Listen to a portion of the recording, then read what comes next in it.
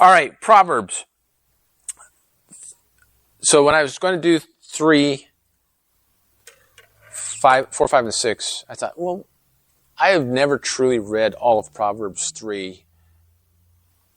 Let me read through it and let me look at this.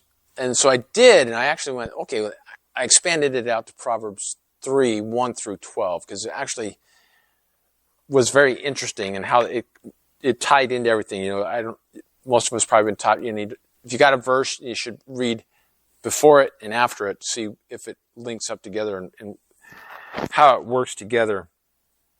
So let's read through this. My son, do not forget my teaching, but let your heart keep my commandments. For length of days and years of life and peace they will add to you. Let not steadfast love and faithfulness forsake you.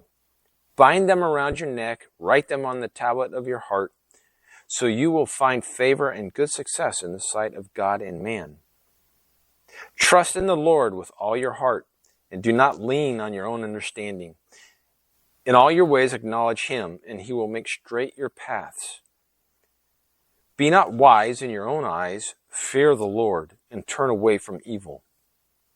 It will be healing to your flesh and refreshment to your bones. Honor the Lord with your wealth and with the first fruits of all your produce. Then your barns will be filled with plenty, and your vats will be bursting with wine. My son, do not despise the Lord's discipline, or be weary of his reproof.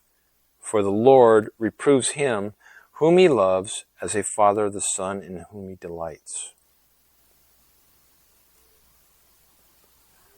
So there's a lot of good in that. And so I took it and broke it up, kind of, instead of keeping it all flowing as it's written. I kind of looked at it and I went, well, some of this is definitely instruction, telling us what we should or should not do, and what the consequences of those might be. So those parts I kind of labeled stick to the basics. There was the next slide, which we'll get to, was all the goodness that will come from adhering to what the writer of this Proverbs alludes to. So last week when Kevin was going through Corinthians, like we've been doing, and talking about some of the things in there, I was noting some of the things that would tie in with Proverbs. And one of those part of the story was the Israelites coming out of Egypt. And the heart of what they had and remembering what they'd been taught. So the heart of the matter is the very essence of who you are. Kind of looked up heart. I think we as Americans, and I dare say the Western side of the world, and I believe the Jews think this as well. The heart is not just this thing in your chest beating. Your heart is all your entire soul. It's your body. It's your very being. And that is who we consider ourselves to be when we say it makes me sick at heart. Is that really your heart getting sick, or is it your soul is hurt or grieved and it makes you feel ill? Or when you're Twitter-pated with somebody, it's your whole soul. It's not just your heart. It's your whole soul. Your body feels great. Your whole soul feels wonderful about that. So this weekend we were at that conference, that education conference, and one of the speakers, Andrew Pudewa, who writes very good educational material on how to write. Part of his talk was on hearts, and it was very interesting. He gave some examples of people who've had heart transplants, and maybe you guys have heard some of these stories too, but let's see if I can remember a couple of the stories he talked about. A blue-collar factory worker, about 47 years old, had to get a heart transplant. And the heart that he got transplanted in his body came from a 17-year-old young black man who was an accomplished violinist, like a prodigy type violinist. And the blue-collar guys, you can imagine, I remember, is a Midwest state, probably a Pabst Blue Ribbon beer drinker. You know, he liked to drink his beer, he liked his meat, you know, he liked his country music, hated anything classical. But he got this heart transplant, and all of a sudden he started liking classical music. Right? Right, I know. There were, darn it, I had all the stories remembered. But the last story, do you remember these stories, Sydney? Right. She got a transplant from a heart from a 10-year-old who died. That's right. Oh, yeah. Thank you. So I'm going to skip one of them, but the one that was, so that one was funny. The other one that was weird, and I tend to think that these things can happen, and I'll explain a little bit later, but a 8-year-old girl needed a heart transplant. And there was a young 10-year-old, I don't remember if it was a boy or girl, it doesn't really matter, who was murdered, was stabbed to death. But they were able to retrieve that 10-year-old's heart before it started decaying, and were able to transplant it to the 8-year-old girl. And when they transplanted it to the 8-year-old girl, she started having horrible nightmares and just very anxious, and they couldn't figure out why. And they went to a psychologist, and they started talking about it and analyzing her dreams and the things that were being very anxious. And they were able to figure out that it was this child that got murdered. There was a definite connection between that heart that was now in her and that murder. And they, no kidding, were able to, they linked it up with I don't remember what police agency they linked it up to. They were able to, through her dreams and analyzing her dreams with the psychologist, track down the murderer. Yeah, that was very freaky. And that would lead credibility to the fact that your heart not only is a beating organism, but it's also tied into your whole being. So it's your very essence. And so that's why when we get down to talking about trusting the Lord with all your heart, it's with your whole being, your whole body, your whole essence, and you need to trust in God. He calls on us to do that. All right, so remembering what you have been taught from the beginning, it said, do not forget my commandments. Do not forget my teachings, but let your heart, your whole body, keep my commandments. And it was very clear in the 10 commandments he gave us, that we need to honor those. One of them being honor and obeying God is our only God. And we'll talk about the rewards there, but we can see that when we don't honor those commands and what we've been taught from the beginning, we tend to stray away from actually giving God all of our heart, our mind, our body, and our soul. We start relying more on ourselves instead of relying on God. Even the command, he tells us to talk about it in our walkings and our comings and goings with our families. They were a very agrarian society, right? So part of the conference that was on technology and AI, and us thinking through that is how did, and people brought it up, how did information get passed in ancient times? Is often it could be written on a clay tablet, but those are a little cumbersome to carry around, and not everybody was a writer, and not everybody was there to hear things, to write them down. So things were oral tradition. You heard it. People told stories. They repeated it over and over, which was one of the talks about working on your memory. Their memories were very good. They were able to repeat things over and over and over again, which gets them into our hearts. And I think we kind of fail at doing that now. We don't spend enough time talking about things. The technology has kind of separated that, I think, and we're able to listen to it. But I think there's some word of mouth sharing it between people, between each other, that helps us remember all those commandments and live according to what we were commanded to do. And to keep those commandments, which make things much better for us, make life easier, and guide us in what we should do from day to day. I know that, my own personal experience growing up, I knew the commandments, but I didn't keep them very well, right? And the consequences of doing that were sometimes very seldom. I didn't get spanked a lot. I do remember some spankings, though, but the consequences were more painful to my heart, my whole body and soul, than they were to anything else. And so it's important to not forget the teachings. Let your heart keep the commandments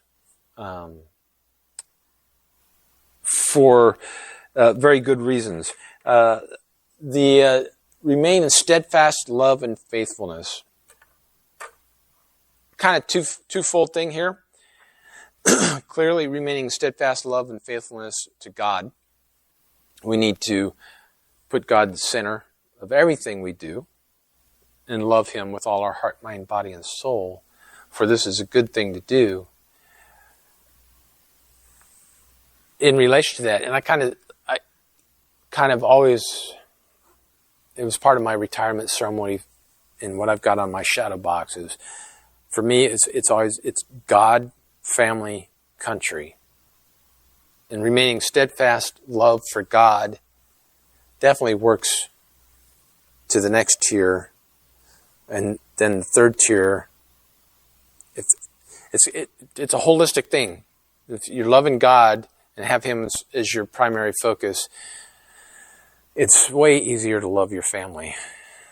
And they get way more of your personal love than they would if you didn't put God at the head. And it's one of the things, I don't know if I've ever told Sydney this, so she's going to hear it for the first time maybe.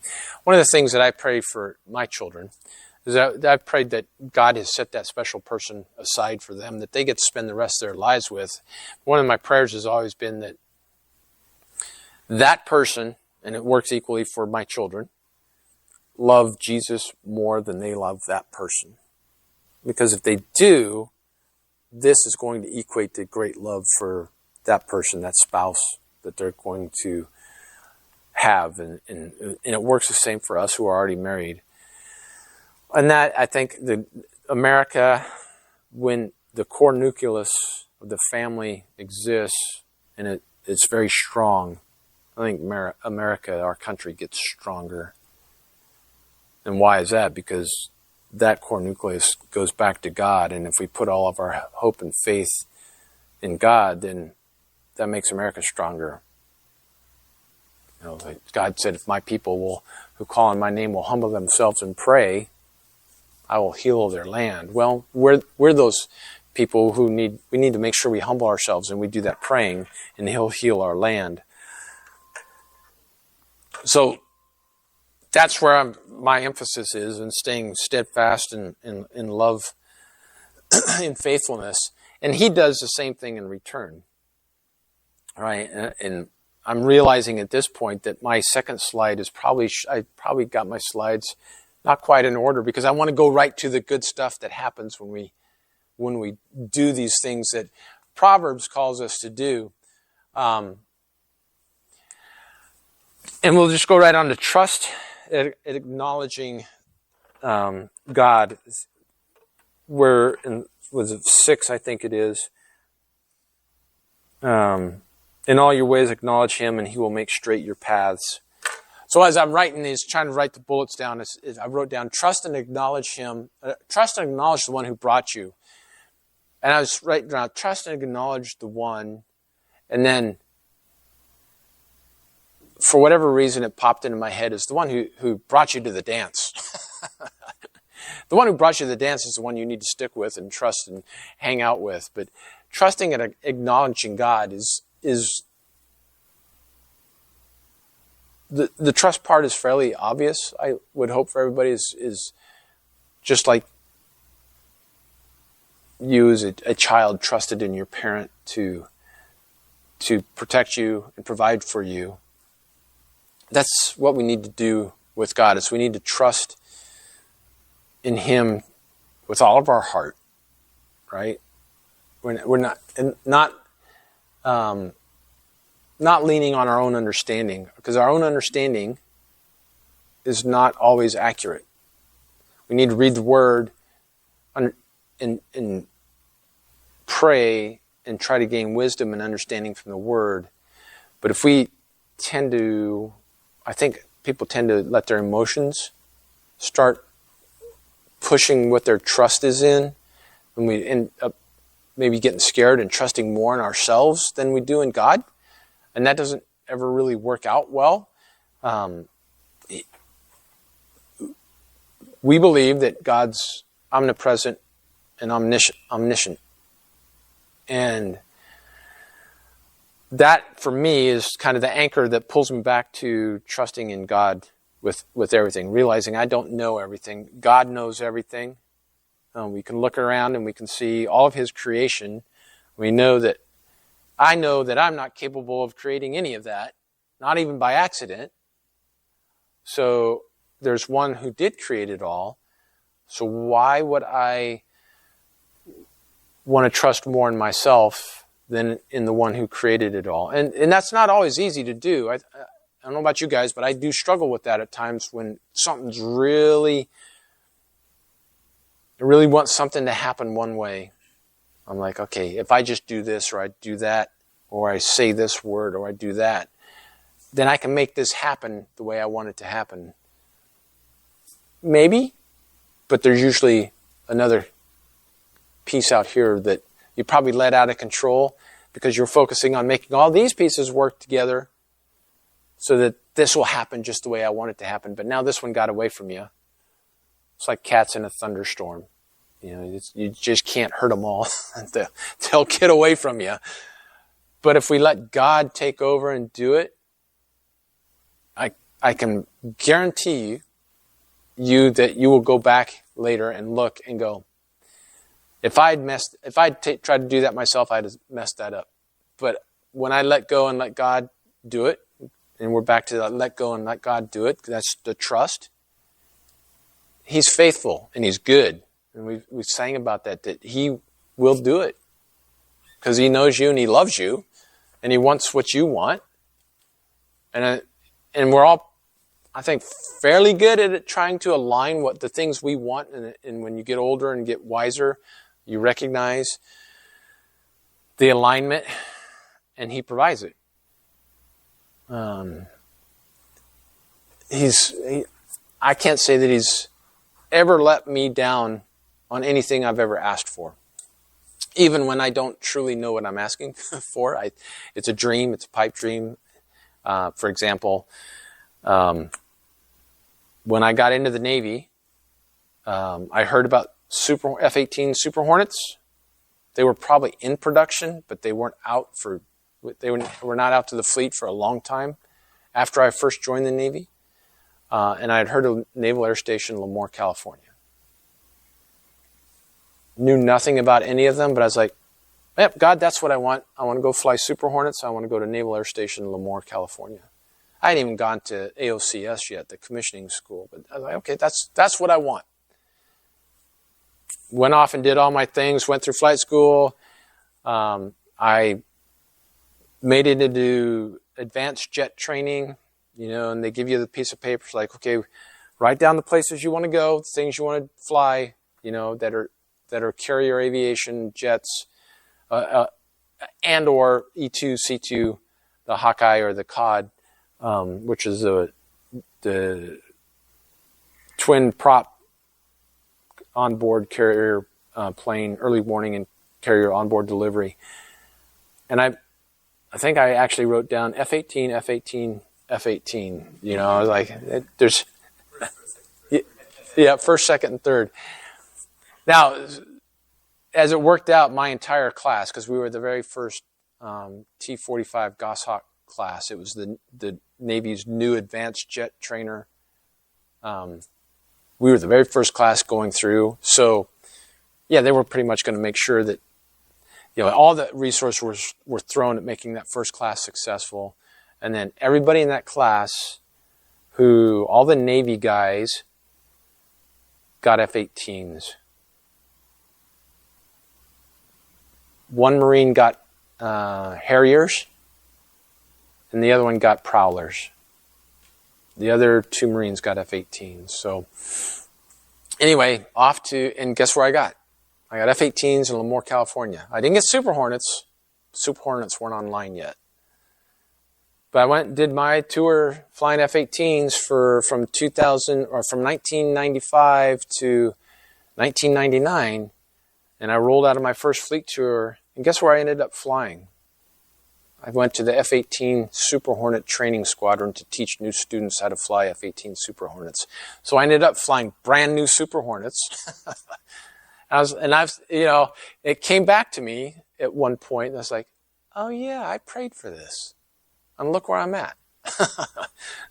So now, to finish that story out, my training instructor tour was over, and I went back to flying the oldest F-18s in the fleet for my next sea tour. But yeah, he still answered my prayer. All right, so I'm going to come back from the rabbit trail. But it was the trust and the acknowledge. The trust, that's the trust, but the acknowledge part. For many years, the acknowledge part to me was like, I need to make sure, if I'm telling somebody some story or something good happens to me, I need to make sure I acknowledge that God was the one who made that happen. And I think that's still part of it. I think we need to make sure that, as part of our witnessing to other people, is like, it wasn't me how I got here and got this. It was God who got this for me. But I think there's another part of that, is that we need to make sure we acknowledge it's not us. Internally, we don't get puffed up, and we stay humble, and we don't acknowledge. We acknowledge that it's God that controls everything that happens to me. It's God that's in every aspect of my life. Even when it seems like it's not, that I'm actually physically making decisions and doing things on my own, God is always watching. He's always there. He's always ready to help. He makes a way for those who believe in Him and love Him. And goodness will come our way. So, and we just need to be humble enough to remember that when we're jumping up and down for joy and going, woohoo, I did that. Yes, you did do that, but it wasn't all you. We need to acknowledge everything that goes on in our lives is Him, because He cares and He loves us. And He will make straight our paths. Most likely, everybody here knows about the straight paths. In this, we read about it elsewhere, that make way for the king, make a straight path for the king. And He will make straight your paths, which we'll talk about here in a way, but that's a true statement. He's going to make straight your path right to that goal that you prayed for. So we need to make sure we trust and acknowledge the one who brought us to the dance, which is God. Don't be evil, turn away and run from it. Evil is bad. We talk about evil and And oftentimes the first thing that comes to mind might be that evil is that evil demon, it's Satan, it's all the evil that works against us. Well, evil also means something that's bad. An example that I read in my study Bible that they gave is like, they didn't necessarily refer to the Joseph's dream about the bad cows, but the word was evil, which the bad cows who are skinny, they don't look good. You probably wouldn't choose them to be steaks on your plate. That's another use of the word evil. So it's the bad things.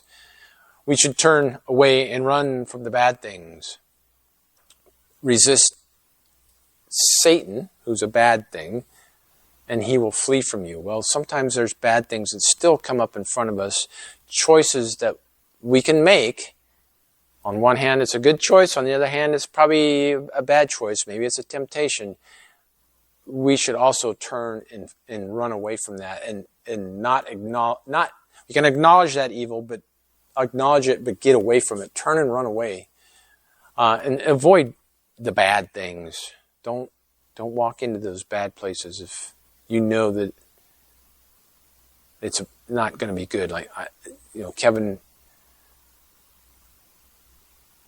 Kevin readily admits that he knows where every pot shop is, right?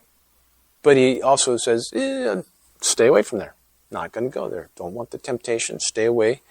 We all probably have those things that are temptations to stay away from. And we need to just recognize in our heart that God has put in our heart to stay away from those bad things, and we need to go and honor that and do so. Leading into honor the Lord with everything. Acknowledging Him.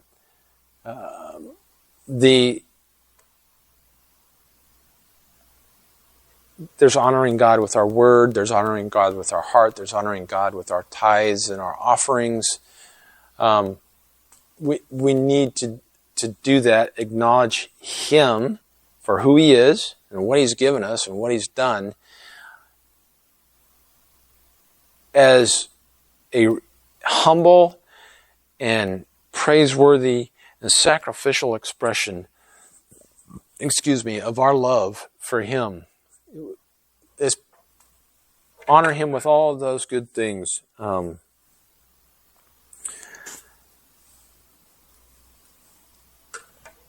of the other things is backtrack is not being wise in our own eyes. I'm not thinking we're all that in a bag of chips or all that in a chicken dinner. We've probably heard those expressions before. Wisdom comes from God. Wisdom comes from that experience, but that experience comes from God and knowing God. And He readily says He will give us all the wisdom we can ask for, all the wisdom we can handle if we ask for it. It's better to be wise in His eyes and wise through His wisdom than wise in our own eyes, thinking we're all that in a bag of chips, because we get puffed up, get inflated egos. I think we've probably all seen those things happen. And they don't tend to work out well when we think we're all that in a bag of chips. Being disciplined, accept discipline. Discipline's an interesting word. Most people don't like to be disciplined, but it's also being very methodical. You can be disciplined in your work. You can be disciplined in how you do things. I'm very, very focused. We do step A, step B, step C, D, E, F, and you can be. That's a form of discipline. But there's also the form of discipline that comes with reprimands. And in this particular case, God talks about disciplining the ones He loves. And that's not a bad thing. Brian and Otts, you guys, I'm sure, have had to discipline, like I had to discipline Sydney and Sean and Sophia. Part of being a good parent, You discipline them because you want them not to get hurt. You want them to learn and grow and be able to become those adults who focus on God and are able to live in the world and not be of the world. And God disciplines each of us. Sometimes it hurts. Sometimes it's necessary, but He's pointing us in the right direction. And I wrote up there, accept the discipline. Don't fight it. Recognize it for what it is. You tend to get more discipline when you're younger than you do when you're older, especially when you're believing and following God. You tend to have a much better idea of where we're going, or where you're going, and do it to accept that discipline. Okay, next slide, please, Oz. All right, so the rewards.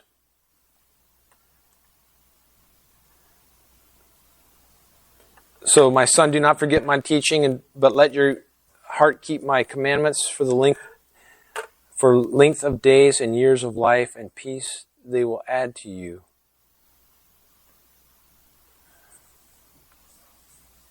I think that's a very true thing.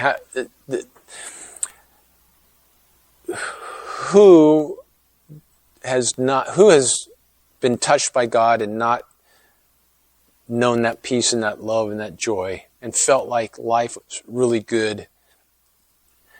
Adding long years to your life, I've often prayed that I will be bright-eyed and bushy-tailed just like Moses till I'm 120. You know, I don't think I would mind that too much. And I don't think it's impossible.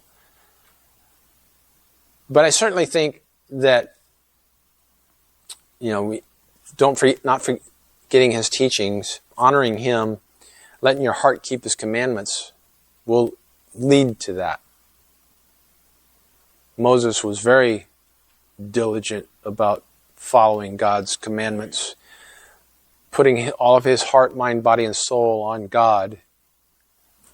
And I would say that that's pretty evident that he had long years and a peaceful, mostly peaceful life. I think it was peaceful, but it certainly had a lot of things he had to deal with that may not have been totally peaceful, but it would appear that because he loved God, that he had a very peaceful life. And we saw in Genesis, it was in Genesis, was it? No, not Genesis. Was it in Exodus or Deuteronomy where he struck the rock? Exodus? Thank you, Sydney. Struck the rock instead of commanding the rock, and that didn't. So that didn't end up well for him because he didn't follow God's commandment. But that's another example of following God's commandment. And things will go well for you. If you don't follow it, it's not going to go well for you. And what long days and years of life will be yours if you do honor them, if you do follow God's commandments, if you do keep the 10 commandments and the things that God said, loving Him with all your heart, mind, body, and soul. The 10 commandments were a good thing. I know years when I was younger that I looked at the things in the Old Testament that God commanded the Israelites to do, how to set up their camp, how to, make sure you go outside the camp and dig latrines because I might be walking around in the camps. A lot of them lined up like, oh yeah, he was teaching them how to live healthy and do the right things that will give them blessings and health and life. And I followed that kind of thinking for quite a few years until I was like, well, wait a second. I don't think they were all, maybe, but I don't think they were just unhealthy and did unhealthy practices. I think he was teaching them discipline.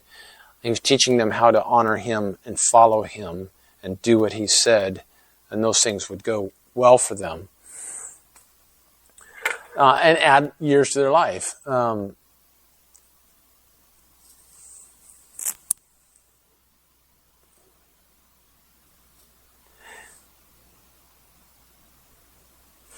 And so now we get back to the let steadfast love and faithfulness be bound around your neck. Do not go away from them. And you're going to receive favor and success from God and man. When I think working is a good example. When you're steadfast and faithful to your work, and you are honest and diligent, all things we're going to do with following God, but you do that at work because you do your work as if you're working for God.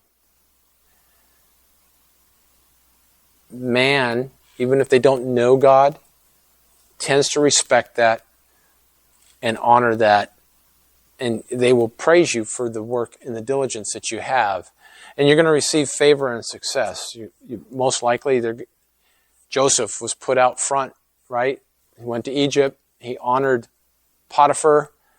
Even though Potiphar's wife ended up getting him thrown in prison, he still honored God, and he did good work.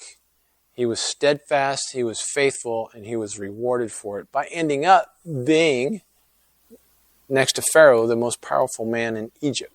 And he was honored by all the Egyptians, so much so they even honored Jacob and all of his brothers when they came to Egypt. So you do those things, and that the reward is receiving favor and success from God and man. Walking down straight paths, we're going back to avoiding the bad things. Avoid doing bad things, walk straight paths. God's going to make those straight paths happen for you. When you acknowledge Him and you trust in Him, He will make the things work out for me. I used that example of ended up flying Super Hornets. That's not the only thing that's ever worked out for me. I'm making an assumption, but I'm fairly confident in the assumption that those things have worked out for you guys as well. That there's things you've prayed for. Maybe they happen right away. Maybe they don't. But because you honor and trust in God, I promise you they will work out. They will happen. Healing to your flesh and refreshment to your bones. The dry bones rattling. You know, I thought that was a very interesting choice of songs.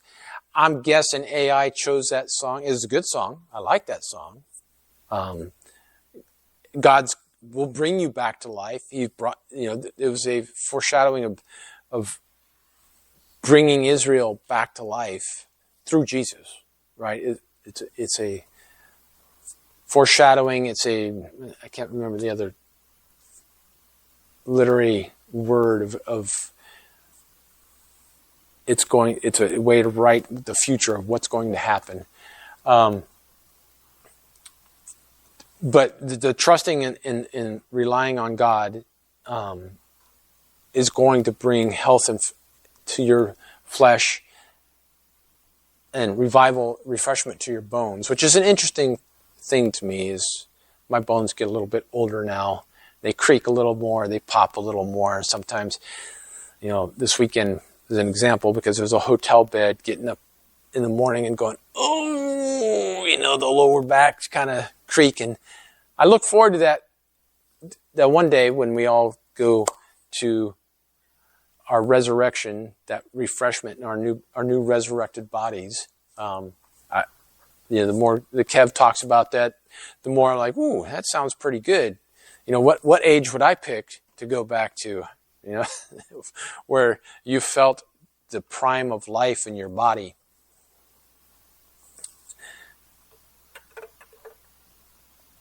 The bad thing about your phone, if you turn away from it too long and you're using it as your source, it goes to sleep. All right. Full barns, overflowing vats. The cool and the difficult thing. One of the workshops was this weekend was education on learning how to teach your kids to read and understand poetry. I went to that workshop because I chose it. I was like, well, we're pretty much all done teaching. They're all graduated and off doing college and etc. But like, I need to learn a little bit more about poetry because I want to be able to read the Old Testament, which is written a lot in poetry, and understand it. It was a good class.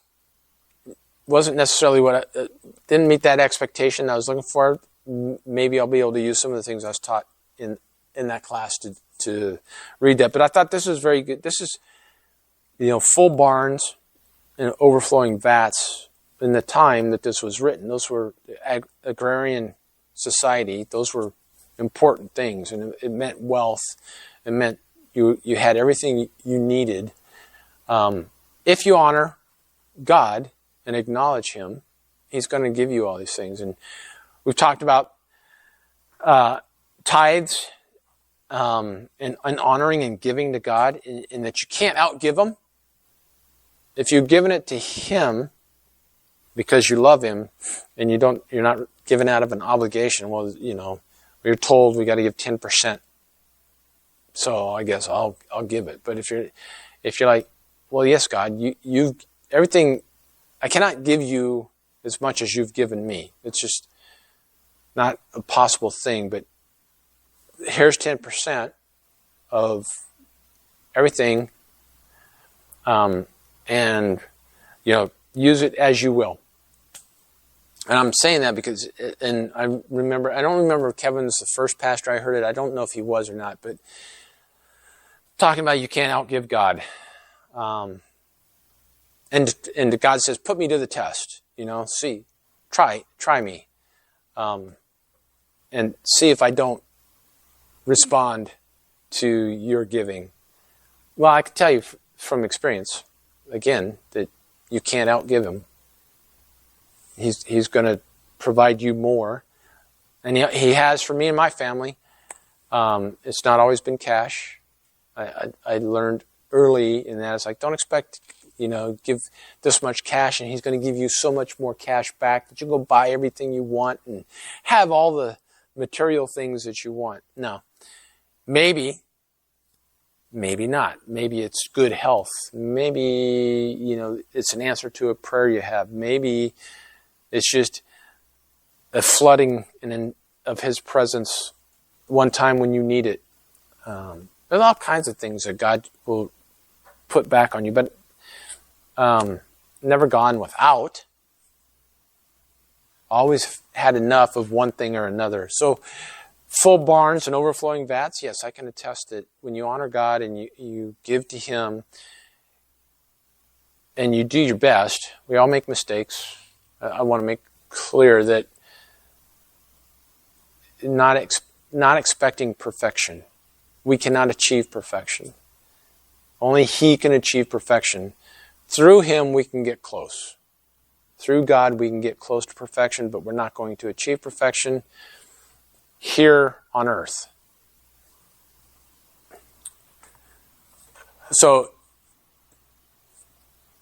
I guess what I'm saying is if you mess up, you trip, and you fall, get back up, brush yourself off, start all over again with, forgive me, Lord, for that sin. I repent, I'm humble. You can just see He's going to come right up beside you, put His arm around you, go, hey, Aiko, that's okay. It's all right. No problem. I know who you love. We're on the same team here. So you won't lose your full barns and overflowing vats if you mess up. That's what I'm saying. And ultimately, as that ties into, remember above all things that God loves you. He loves you more than you can possibly imagine. And that's, I always thought that was kind of a trite saying. He loves you more than you can imagine. Well, I can try to imagine a lot. But what does that really mean? He loves you more than you can imagine. That just really means that if you go and think about all the love you guys have, Fremi, Mark and Micah. I have for Sean, Sydney, and Sophia. You guys are about to go travel and see that new grandbaby, all that love that you have for the new grandbaby. And of course, Isaiah, your sons. But, and for the children, the love that you have for your parents, you can't even exponentially multiply that beyond what God has for you. So it is totally, you can't comprehend it. Which, just go hold on to that and realize that that's how much God loves you. And we know that He loves us so much that He made a way for us to spend eternity with Him if you accept it. And He puts it out there as a free gift to accept. He doesn't force it upon anybody. He makes it very clear. And when you ask and you pray, and specifically, anybody who might actually watch Rumble or YouTube and hit the like button or just watch it, pray. God said to test Him, and I challenge you to test Him. Challenge you to test Him on that. Ask Him who He is. Does He really love you? Ask for Him to show Himself to you, and then just stand by, because it's going to happen, because He does love you, and He will. He loves each one of us because we are His creation. And see what happens. So, Proverbs 3, 5, and 6, those are my life verses. I decided to, like I said earlier, expand that out and read through the first 12. There's more to Proverbs 3 that are actually really good as well, but as far as tying directly into 4, 5, and 6, I thought the first 1 through 3 and then 7 through 12 actually blended nicely into trust in the Lord with all your heart, lean not on your own understanding, in all your ways acknowledge Him, and He will make straight your paths. Give it all to God. Let go, let God, trust in Him. Your paths will be made straight. Everything you need will be made available to you. Your prayers will be answered. It will build your faith. And it's okay to say that you lack in faith and ask God for more faith, because He'll give you that too. So, God loves you so much. He sent Jesus for you. Jesus said, here's the table. Here's the way to remember me. Here's to remember that God loves you so much. Come and eat, share, break this bread. Dip it in the cup. Acknowledge me. I will acknowledge you before the Father. And you will live with me forever as your King. The benevolent King. The one who gave everything for us. So, come.